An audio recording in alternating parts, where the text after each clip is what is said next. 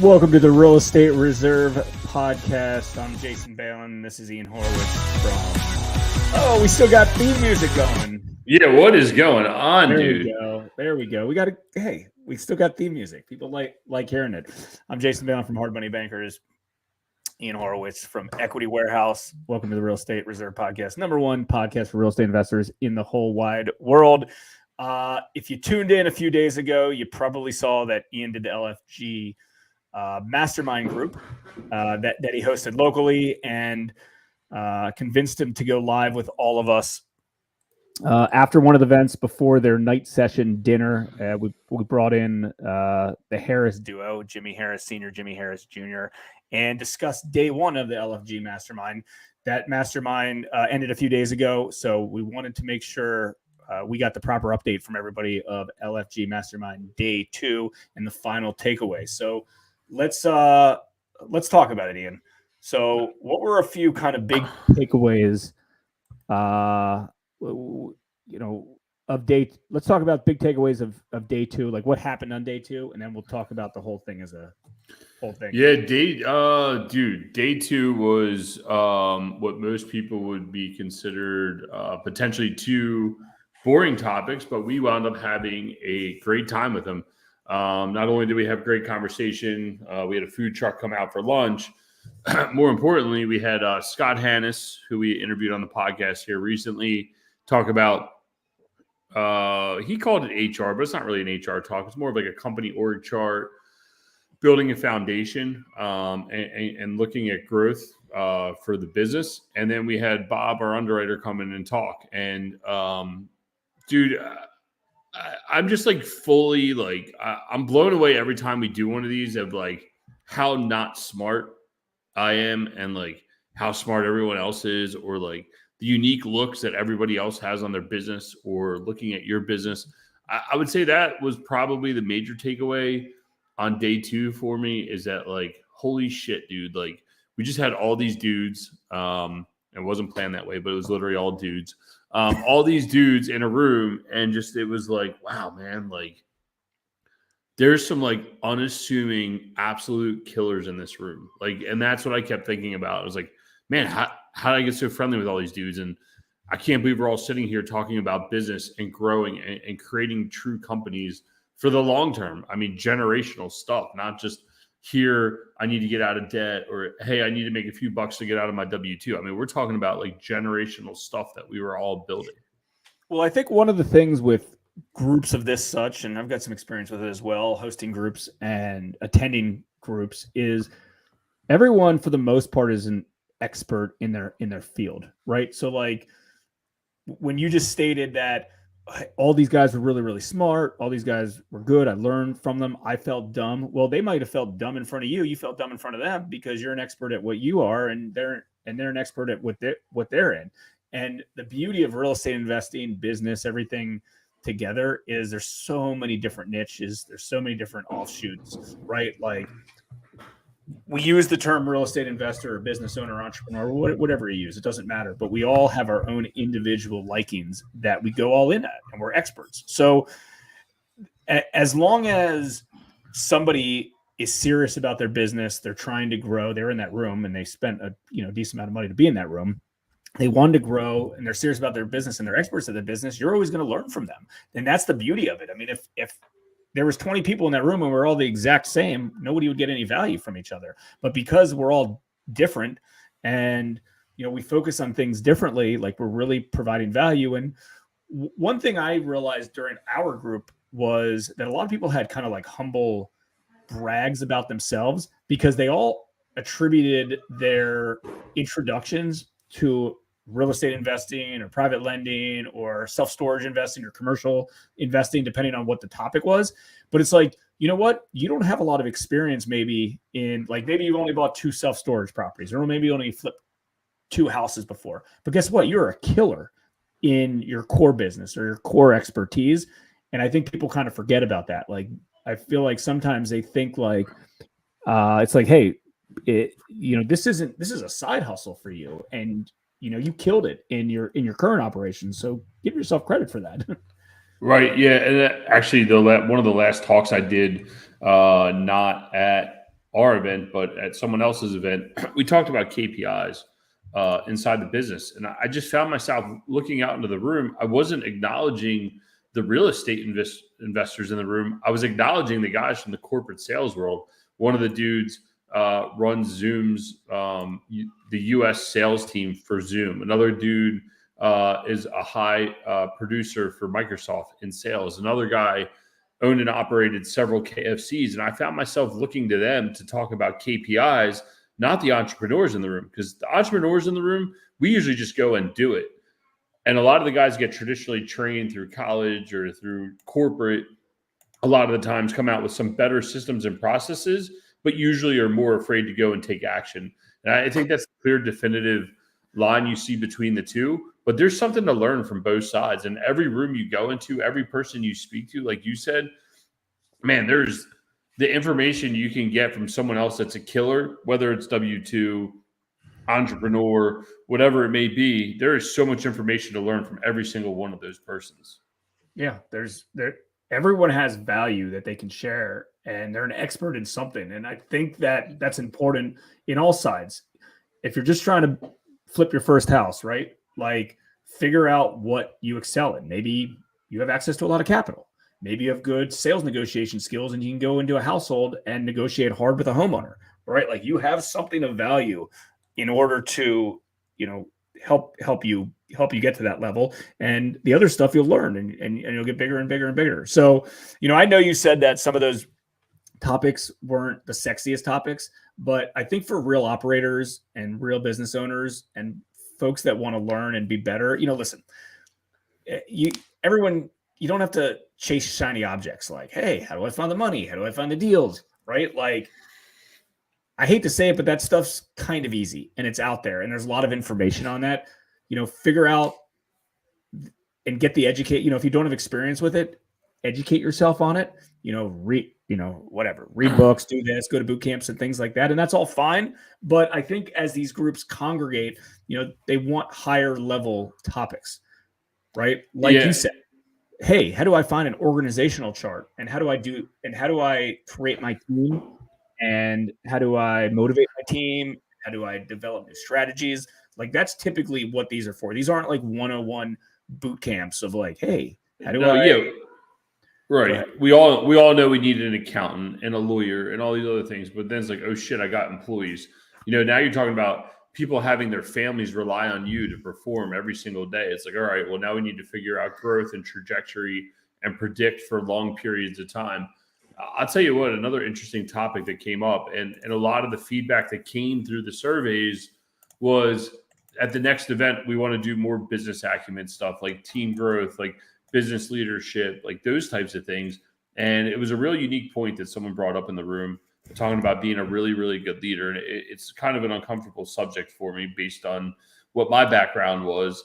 But I left there going, you know what? At the next event, I'm going to go out and find the most badass, like, leadership speaker I can find and have them come speak to the room, because I guess sometimes you take things like, especially, I'm not saying I'm the best leader in the world, but sometimes you take for granted the stuff that you know. And I think it would be a great refresh to find like Jason Hall, who we had on the podcast, who runs a ridiculous business, who has a crazy military background, right? Like someone along those lines to come in and talk to the group who's had some real life experiences, not only in business, but in war and other areas of their lives, to talk about leadership. Because you know what?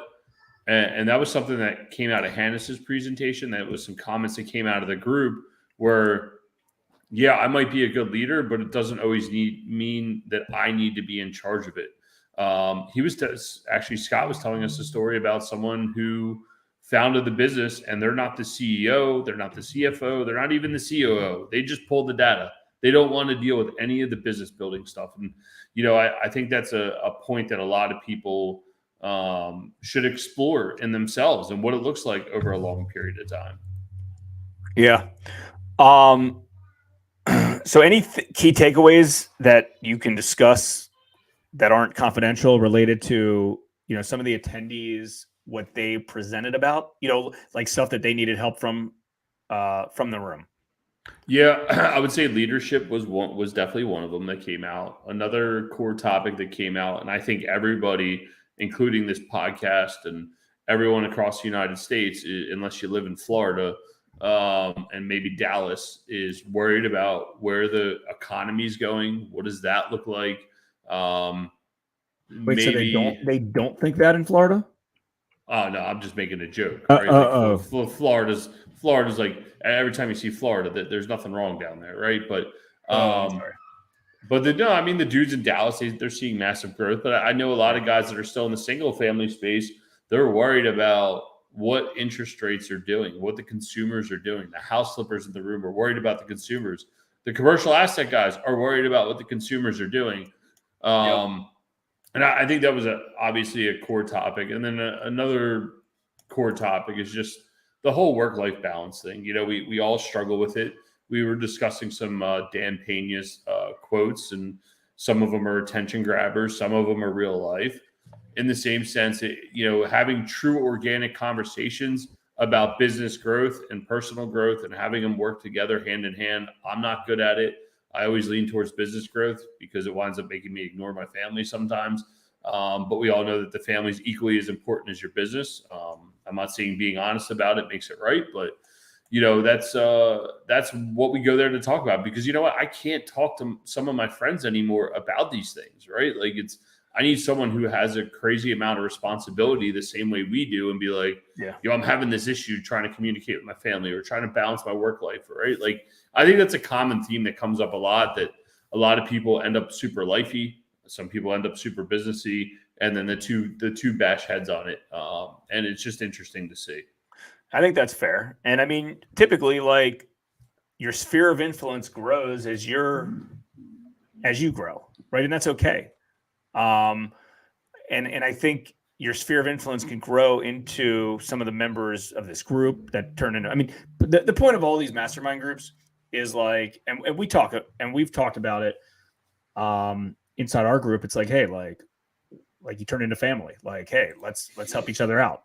Like, there's, as soon as you believe that you have competition in this business space, and I think as soon as you believe that, like, hey, everyone's out to get you, and it's like, I'm not going to share my trade secrets with them, like, you're at the bottom. Like, we're all allies. We all have a similar purpose to help each other grow and grow and grow and grow and grow. And I think that goes a long way.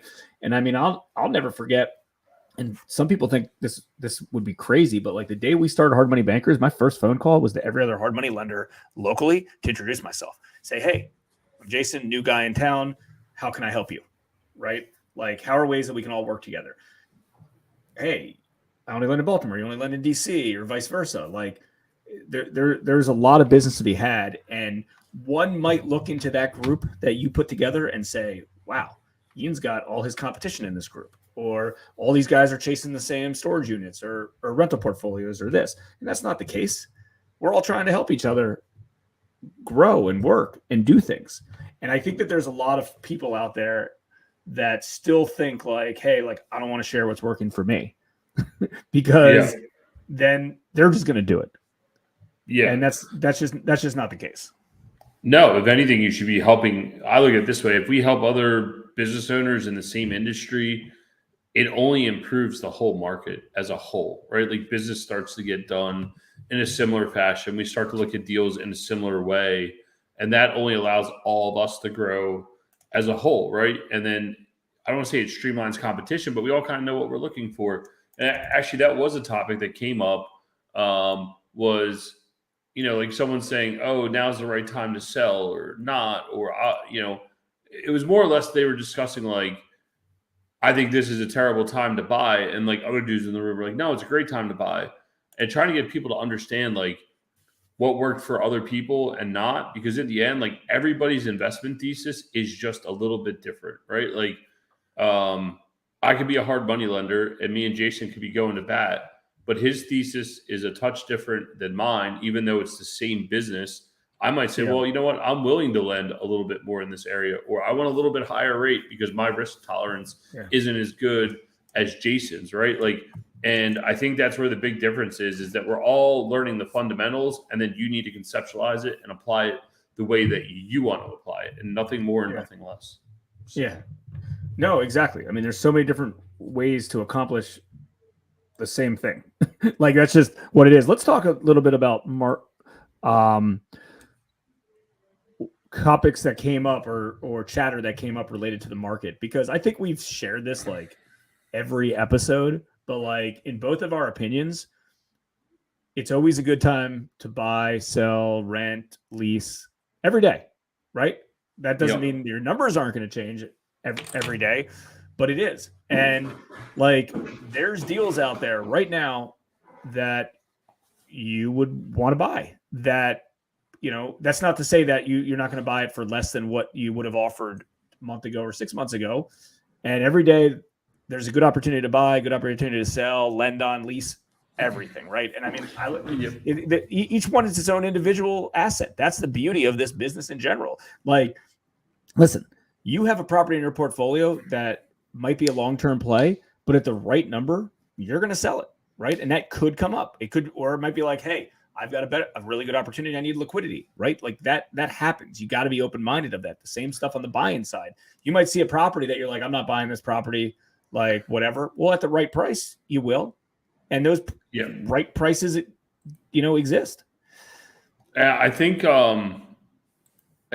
something that came up through our underwriter who came and spoke on the last day, and he was discussing underwriting, and I think he spoke on a super high level. I mean, Bob is super smart, and I think a point that might have gotten missed when he was talking about underwriting in the current market conditions, because he was doing a case study, and he's like, I don't care what the terminal cap rate is. And I was like, where is he going with this? What he did was he would pressure test the existing and the pro formas to an expense ratio that was so ridiculously high to the point where they wouldn't cash flow. And he's like, well, if I can live with inside that tolerances, that's what matters. And I was like, oh shit, right? Like, take the factor of what's it going to be worth tomorrow out of the equation and talk about what does cash flow look like and what would have to go. He's like inflation's really 8 or 9%. He's like, so factor that, factor all the real cost into what's going. Don't normalize it. Don't normalize 3% every year. And some years you win, some years you lose. Factor in exactly what's going on, and then back that out. And I was like, damn it, he's right? Like, and then that allows us to find more deals. And then I think that was the common conversation inside the room, is that like, if you can figure out how to navigate this market and you can buy stuff today, you're going to do fine tomorrow. It's just going to take a little bit longer to get down the road. And most people don't want to put the effort to get down the road. And really just following that whole story along. And, we had another guy in the group, first time he attended, we're going to have him on here soon. All he does is subject to stuff. And I think his business, obviously we all know Pace Morby and all the big guys out there touting it. I think his business is going to explode, right? Like, subject to is a great opportunity. Assuming low debt rate mortgages right now is a valuable asset, either buying them from operators that can't perform or buying them as a value add to the asset as a whole is going to be. And that was such a big topic years ago. And then it was forgotten. The whole last 10 years of real estate investing, it was like, what can I make tomorrow? Not what can I make long-term. That was just the thought process that everybody had. And a lot of people that might be listening to this or watching this, that might be you, that might be somebody that but it's like, cool, what can I sell this property for to make a quick buck? And real estate investing in general is a long-term wealth strategy. That's not to say that there's not a short-term approach, wholesaling, flipping, wholetailing, whatever, stuff like that. But you unfortunately kind of have to get out of your head on that. Can you just be a deal junkie and do lots and lots of deals over and over and over? Sure, you can absolutely do that. But like, that's probably going to be a little bit more challenging right now. Day trading, in essence, real estate. Like, that's going to be a correct flip, aka flipping. That's going to be a little bit more challenging right now. And there's other ways to potentially do it. And keep in mind, you could still structure deals. the way I love structuring deals in general, any kind of deal, is a way that you can make money now and make money later. What do I mean by that? You figure out a way that you can make a little bit of juice right now, plus you get some sort of cash flow, and then you get, potentially another hit down the road. And maybe you jeopardize a bigger hit by getting paid more now, but whatever it is, I like structuring stuff like that. And going back to subject twos, like if you can structure deals like that, that's amazing. Not only, keep in mind, here's the benefit of these subject twos. Not only are you getting cheap interest rates on these things, but you're also buying a property that is further down the amortization cycle, right? So we all know that any amortization cycle is high interest now, low principal. But as that thing goes, it completely flip-flops, and then it's high principal, low interest that's getting paid off on a regular basis. And I think that a lot of people learned about the benefits of amortization when the interest rates got really low over the last few years. Because if you had a 2-3% home mortgage, you saw how much money went towards principal compared to interest. If it's a higher rate and you have a 30-year amortization, it's like, dude, I'm not taking away anything. It's all interest, right. interest, because it's all interest heavy. But, sometimes I like stalking amortization calculators. I like stalking compound interest calculators. Number one, that's like my favorite hobby to do on my phone, because compound interest is the sexiest. Eighth wonder of the world. Yeah. But then amortization calculators, and then mess with the amortization schedule, right? It's like, maybe I shouldn't do a 30-year deal. Maybe I should do a 5-year amortization schedule. Like, I know a lender, and I like this approach. It's nothing that we've done, but he would structure deals with his borrowers that he would do of like a 5-year amortization schedule. It was a high interest rate, just like anything else, but they wanted, they wanted like longer term deals. And it was like, listen, this thing's not cash flowing at all at the beginning, right? Take that out of your head. It might even cost you a few bucks, but guess what? In 5 years, you're going to own this property free and clear. So who cares about your few extra $100 a month in rent, right? Yeah. You're going to be getting thousands of dollars in rent per year or per month after that. Plus you're going to own the property free and clear, and then you can lever it up and, do it again or whatever the case is. So I think that some of the sexy topics, I think a lot of things that on the surface people think are sexy, and some of the things that they don't think are sexy, when they dig in and they grow and they learn about it, it's like, wow, this is what I should be focusing my attention on. Yeah, and a lot of people are going to say, "Oh man, like 2023, it's going to be a bloodbath. Like we're going to find out who the men are and all the all the cliche sayings, right?" But I want to say I know those that are willing to be creative in the marketplace are going to find good deals over the long term. And it's not the men are being made; it's that those who understand what's going on and can follow the market and can do what they need to do to continue their business to grow and remain and stay open are the ones that are going to survive. And then the men are created out of that. Versus saying, "Oh, I'm just hard nosed and I'm tough and I'm going to figure it out," right? Like we're going through it right now on our Baton Rouge deal, figuring out what the best way to recapitalize it is, have everything ready, have everything in order, being ready to strike, having everything we need to do. And I think that's where hyper-focus comes in, and being intentional. That came up a lot over the 2 days that we were together, 3 days really. Just being overall intentional in what you do and knowing your business inside and out. I know I've said this several times here on this podcast, but we had John Farling open with this very specific conversation is be intentional in what you're doing. And if it's being intentional and going to learn a new asset class because you're tired of single family, then be dedicated and intentional in what your actions are to do that. Be intentional in growing your business. Be intentional to creating cash flow. That's who's going to survive this next 2 to 4 year period. Wink, wink, nudge, nudge. That's where we think things are going over the next 2 to 4 years. I think we're going to have a down and a back up here. Based on some of the information that was confirmed by a few of the presenters and attendees, is those that are willing to get in and get dirty and do what they need to do are going to survive this next time period. Yeah. That's just anything. Listen, there's offense and then there's defense. And, sometimes you got to do what, you don't normally like to do in order to get ahead.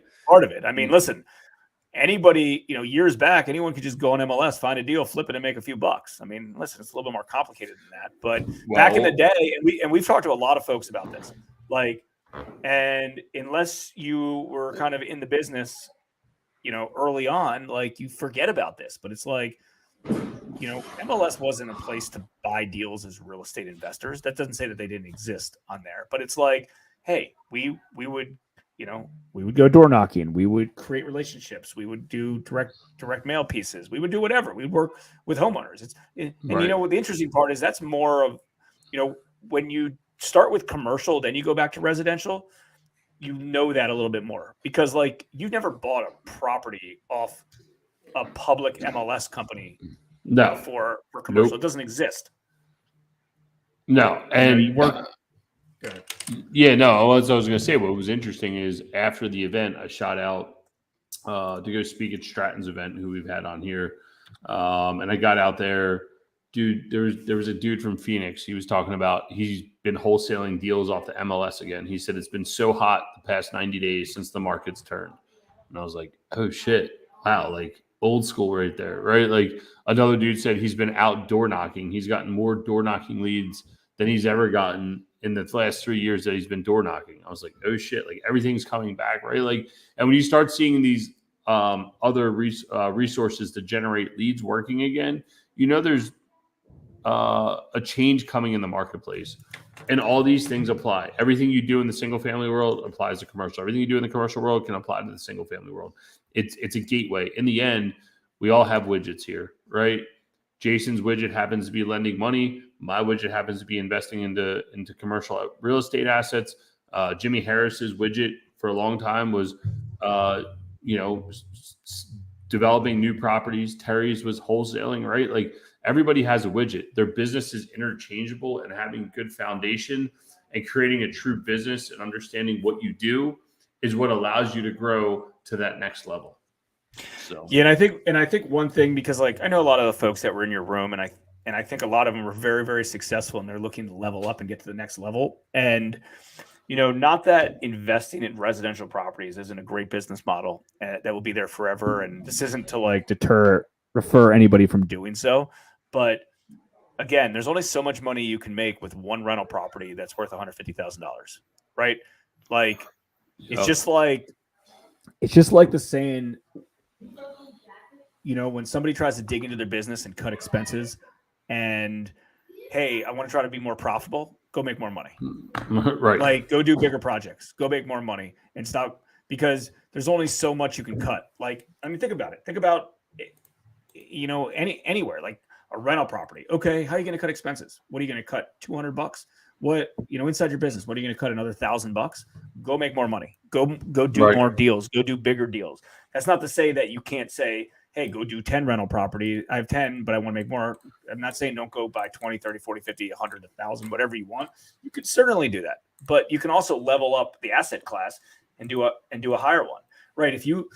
The purpose of all of this business and real estate investing in general is having some sort of platform and operation that you can just put new deals in, right? I could do, 10 more hard money loans this month, right? And effort wise, it wouldn't take me much more work. Ian could do, whatever, buy significantly more properties. It won't take him much more effort. It might be a little bit more upfront, but he has a platform in order to do so. That's what you got to create. You got to create a portfolio, and you got to be disciplined on it, right? If you have 100 rental properties and you're buying your first office building, it's going to be a lot of work. Don't get me wrong. I'm not saying you shouldn't do that, but it's going to be a lot of work up front to get that platform in place. And after you have that, you do that. Then you have the next one. I mean, the first few self-storage deals, and Ian can attest to this, were awful for him. It took a long time. It was a different business model completely. And he did the heavy lifting. Now let's say he gets another one that gets referred to him, he can close it in very, very little work and effort, and same as a hard money loan with us. Not that he's not capable of doing so. And by being disciplined, you can also kind of, what you want to do, what you don't want to do. If I have deals that are outside my box in my lending space, it's over. Is it a good deal? Maybe. But I don't want to waste my time on it. I want to work on another deal. I don't want to do, I want to do something that fits my expertise, fits my platforms, so I can spend a few minutes, integrate it into my system, and move on to the next one. 100%. And I think honestly, after talking about all this, it all makes sense. Is that like, I think I truly believe everybody in that room is intentional in what they're doing. They know where they're trying to take their business, or they're trying to figure out where to take their business. I hate using the word vision, but they know where they want to grow to. They know what they're trying to accomplish, not only on a business level, but on a family level. And they were just looking for another group of guys around them to support them that have the same common goals or the same common interests. And that's why these groups work. That's why we attend them. That's why we host them. We know the power in having a group, a really good group that allows it to grow and communicate and go from there. So, I truly appreciate everyone that was there and everybody that came and spoke.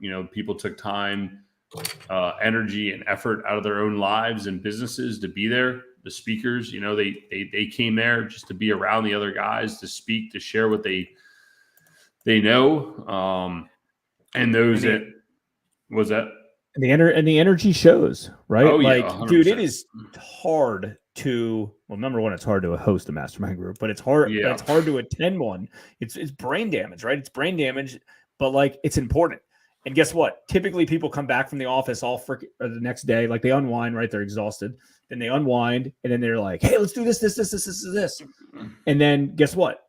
Those 10 great ideas turn into 2 phenomenal ideas, and that's what ends up getting implemented. Because most people are, education and then execution, and that's what it's about, right? You go in, you learn, you figure it out, and I've always felt that every one of those groups I've ever been a part of, I'm going to get one little snippet, one nugget that paid for a mission. It's just that simple. And here's the thing. Sometimes one nugget is better than 10 nuggets because, you want one good thing that you can focus on to help you take it to the next level, because everyone's at a different place in their business, in their life right now.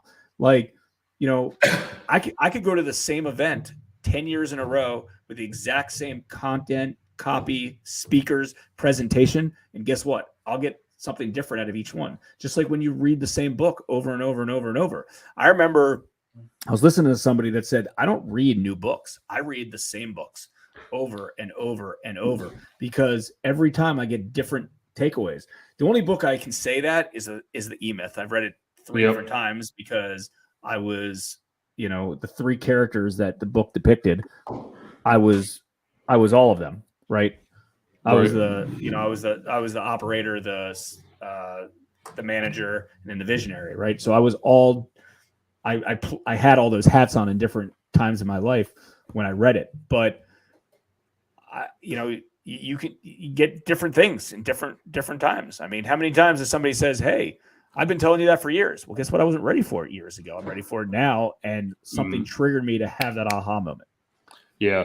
One takeaway I did get, I got plenty of takeaways, but one takeaway I did get and implemented right away. I'm reading Stephen Shoresman, What It Takes. I think he founded Blackstone. Apparently the dude grew up right down the street from where I live now. Let me see. Is it a book cover or is it on your phone? I've seen that book. Yeah, I'm going to read it. I'm going to give it a go. Apparently the guy, he grew up right outside of Philadelphia, so I feel connected so far. So I started that book that what's his name was 12 Pillars. I started that. Finally. Yeah. Did you read it or no? I mean, it's quick. No, I probably should. I talked about it and then I didn't. The problem is, like, when I fall behind on my podcast, it's like binge watching Netflix, and I'm like, damn it, I'm so far behind. Me too. I'm trying to find something else. Hold on one second. We could talk about book recommendations real quick. Why not? That's always a hot topic. So it's easy. That book, it's only like 2.5 hours, and I listened to it at like 1.5 speed. So like, I got an hour and 10 minutes. I just started today. I got through like half of it. So I'll finish it tomorrow. And there's one other book recommendation I got yesterday that I don't even remember where I got it. Oh, I know. When I finished the book, because I reread the book, The Pumpkin Plan. This is the first time I read it when it came out. 10 years ago? I just reread it again. Oh, I remember. And one of their recommendations at the end was to read this book, Moonwalking with Einstein. And I freaking downloaded that immediately. And I just had 12 Pillars first, and that's the art and science of remembering everything. Oh, all right. I might have to do that one with you. It's a longer one, but as soon as he gave his book recommendations at the end, and I was like, yes. And most, a lot of them I'd already read, and that was one that I'd never heard of, and that was one of his favorite, and I was like, yes. Yeah. Put it on the list. Yeah. Put it on the list. I get it. One last thing, I'm debating about the next event for all the boys that are watching. A lot of discussion. Do we keep it in Baltimore? Do we put it on the road? I don't know. I've been debating about taking it on the road. This place is an hour outside of Atlanta on a lake. It'd be real interesting. It sleeps 45 people.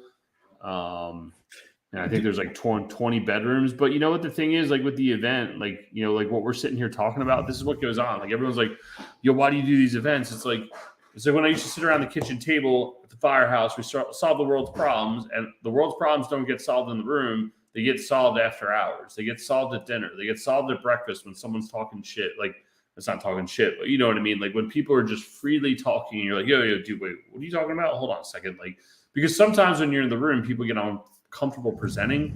And I don't know. Either way, I've been debating about putting the event on the road.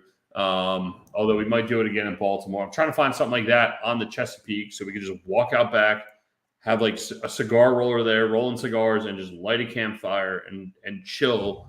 It's like basically like men's camp. I don't know what to tell you. Like well, let me ask you a question. Do you think your group would like that, or the hotel setup where they all have privacy, they all have their individual rooms, and they congregate? So that's because there's pros and cons. Feedback's like 50-50 right now. 50% are hotel, and 50% are like, yeah, whatever, just do whatever the fuck you want. I mean, you know the members of the group, so you can tell which ones are on what side. So yeah, I mean, I know a good portion of them. Yeah, I mean, there's pros and cons of both of them. Yeah, and I mean, and here's not that you're not obviously more than heavily vested, but like you literally are 72 hours straight. If everyone's staying in the same hotel in the same house with you. Well, the other thing I thought about was like there's no downtime. Yeah, the other thing I thought about doing was like doing the event at a location like that, and then just have the hotel, and then just be like, all right, yeah, we're gonna go back and go light a fire. The problem is every time you move, no matter what you do, you're gonna lose people. This way, you can't lose. Like you said, they are engaged for 72 hours. It's hard to lose someone, And the cool thing about that one is there's like 3 cabins on the site plus the main house, so people could divvy up accordingly. But I don't know. These things are a lot of work because you know what? We're trying to provide the most value we possibly can and give the best experience because someone's going to leave their business and leave their family and go do this event. Hopefully, it's worth every single second of it. So, with that being said, that's that. Such is life. So I got to jump on a call to onboard our new our bookkeeper. Something we took away from another mastermind event, utilizing a fractional bookkeeper for now until we have our home office set up when we can have someone in-house. So I got to jump and go do that call. And we're going to have some good guests coming up. I want to hear details of that. Yeah, well, once it's implemented and it's successful, I'll let you know. And if it shits the bed, I'll let you know about that too. And we'll do it right here on the podcast. As long as they're the right person, it won't shit the bed. Yep. So, but all right. Well, we got some good guests coming up. I know we got the holidays coming up. Thanksgiving's around the corner, Christmas. But in the meantime, we have some guests that we're going to be bringing in that we've met through these events and some other places, and keep dropping the best content we can for the #1 podcast in the universe. Absolutely. If you enjoyed this episode, nothing would make us more happy going into the holidays than a review, a like, a share, and more importantly, tell your friends, and hopefully we can provide value. Any other guests, feel free to comment on this video. Or if you want to be a guest, don't be shy. Reach out. Absolutely. Take care, guys. Thanks for tuning in to the Real Estate Reserve podcast. Do us a favor and like, comment, and share our broadcast. It helps the algorithm and helps us spread the word too. Till next time, thank you for tuning in.